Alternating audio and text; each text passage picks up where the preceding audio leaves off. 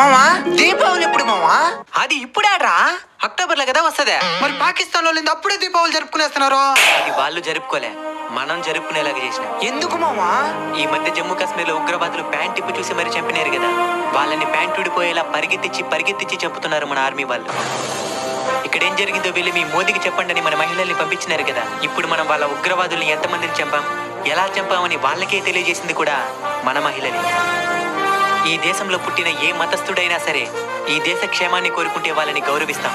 ఈ దేశంలో పుట్టి పరాయి దేశ క్షేమం కోరుకున్న వాళ్ళు హిందువులైనా సరే వాళ్ళని తప్పకుండా వ్యతిరేకిస్తాం. అర్ధరాత్రిన జరిగిన ఈ ఆపరేషన్ సింధూర్ ద్వారా ప్రపంచానికి ఒకటి ప్రస్ఫుటంగా అర్థమై ఉంటది. ఏంది మామా అది? భారతదేశం ప్రపంచానికి శాంతినే కాదు, భయాన్ని కూడా పరిచయం చేయగలదు. మన సైన్యానికి ఆ కాలభైరవుడు కాళీమాత ఆశీస్సులు ఎల్లవేళలా ఉండాలని మనస్ఫూర్తిగా కోరుకుంటున్నాం. జై భారత్.